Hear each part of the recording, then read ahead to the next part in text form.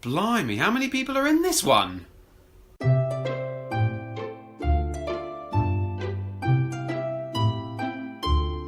Hello lovely people of YouTube and welcome back to Mark on Life and GhibliTime! Thank you to everybody that watched last week's episode, which was The Wind Rises. If you haven't seen that episode, I'll leave a link in the description and at the end of this video. That's how nice I am. This week we are covering a very, very different kind of Ghibli film, and that is The Tale of Princess Kaguya. The Tale of Princess Kaguya first came out on the 23rd of November 2013. As I said last week, it was supposed to come out as a sort of double-header with The Wind Rises, but that didn't work out and it was saved for later in the year. And it did very, very well. Again, this movie was nominated for an Academy Award, an Oscar, so a very successful one. Japanese title of this one is Kaguya Hime no Monogatari, which is a direct translation. Kaguya, the name, Hime, princess, just like Princess Mononoke, Mononoke Hime, and Monogatari means story or tale. So yeah, direct translation on this one. Director is Isao Takahata, his fifth film, and music by Joe Hisaishi. Hisaishi wasn't actually the first choice for this one, he came in to replace somebody else, but he did a fantastic job.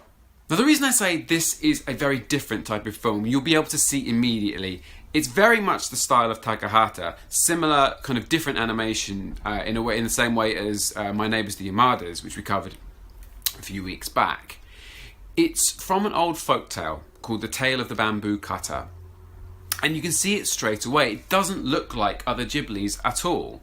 It is sort of in the style of an old Japanese kind of woodblock print or an old painting.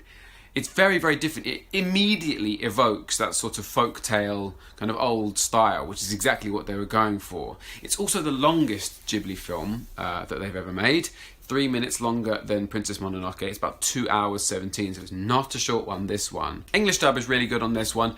As has been the tradition for the last few ones, the cast of A-listers has grown so much that I can't be bothered to remember them. So we've got James Caan, Chloe Moretz, Mary Steenburgen, Lucy Liu, Beau Bridges, James Marsden, Dean Cain, Daniel Day-Kim, John Cho, George Segal, Oliver Pratt, etc, etc, etc. So many people on this one. Again, I much prefer the Japanese track on this one, just because it's so intrinsically Japanese, this story. It's an old folk tale, it's all set in Japan, everybody is Japanese, every character, so it fits a lot better, but it's still a great dub. So what happens in The Tale of Princess Kaguya? Well, we start in the middle of a bamboo grove. This is the tale of the bamboo cutter, and so we begin with a bamboo cutter. And in the middle of the bamboo grove, he sees a sort of glowing bamboo. And as he cuts it down, he realizes that there is a child inside. And he takes it home and to his wife, and suddenly it becomes a baby. As odd as this is, they sort of see it as a blessing, and they name the girl Princess. And Princess grows. People can tell that she's slightly odd because she grows quickly, which is quite strange. And she makes friends with all the people in the forest, particularly the older boy called Stemaru. And she lives there and she has a good time.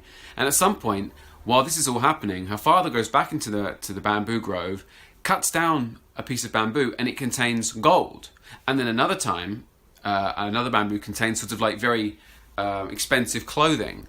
All this stuff coming together, he sort of is convinced that she is an absolute blessing from the gods. And so the only thing to do is to take her to the capital to make her a real princess, because she's obviously, you know, from above or something.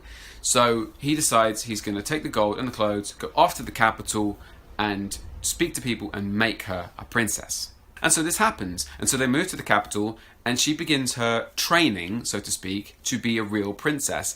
And she doesn't really like it, because being a princess in Japan at that time was not exactly much fun.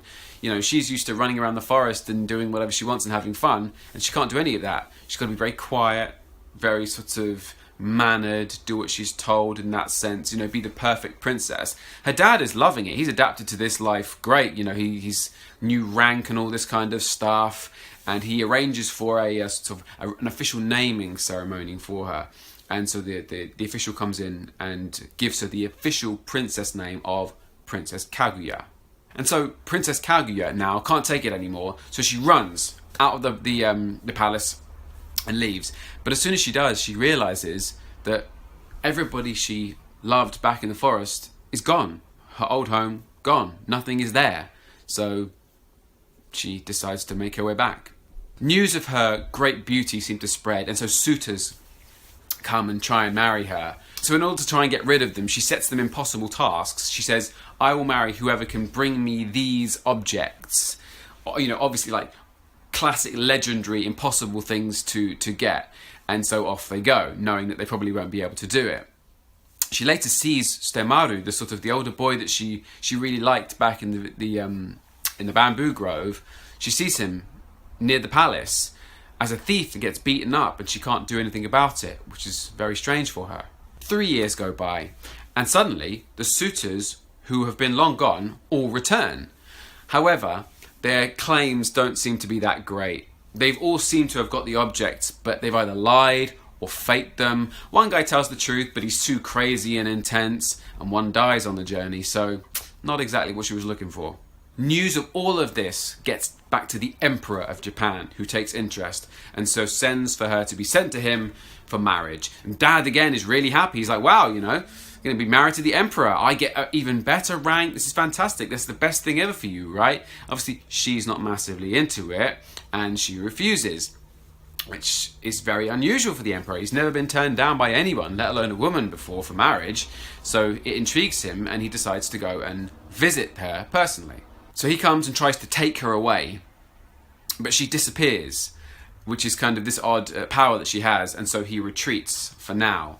And she says to her dad, you know, if your happiness is all about me being in the Emperor, then I'll kill myself. And so it's really not a happy time for her. And after that, she goes into just a different mind, a different world, keeps looking up at the moon every night, and tells her parents that that's actually where she came from. She was brought here from the moon and put into the bamboo. And that's all I'm going to say. There's quite a bit left. But what happens? You know, what does she mean she comes from the moon? What is she talking about? Is she actually going to have to marry the Emperor? Is he going to come back? What's he going to do? Is she ever going to see, you know, Stemaru again? You know, her old friend? What will happen? And what will happen to Princess Kaguya and her parents? You know, will they be okay? Will they be able to stay? Will she have to go? Will she have to return? I will leave it all up to you. So do I recommend The Tale of Princess Kaguya? Well, as you know now, I recommend every Ghibli video. It's not my favourite. It is, as with The Wind Rises, it's a bit more mature. It's quite slow, methodical. It's a long film. It's not a small, tiny, funny, charming Ghibli, but it's beautiful. If you're looking for a sort of a stunning, mature movie, and you're interested in the folklore of Japan, you will love it. If you're looking for sort of a light-hearted thing, then maybe it's not your best choice. It's very interesting. The animation is superb, sound fantastic. So do I recommend it? Yes. Buy it? Maybe not. Maybe try before you buy, but definitely have a watch. Thank you so much for watching. If you like this video, give me a big thumbs up. It really does help.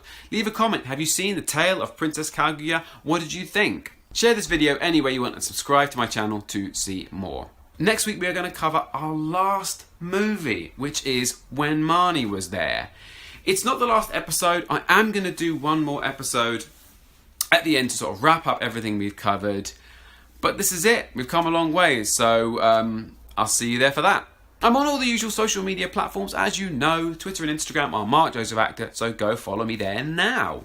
Click over here somewhere to see last week's episode, which was The Wind Rises, and click over here somewhere to see my movie-based comedy series, Real Retrospectives, which is coming back soon.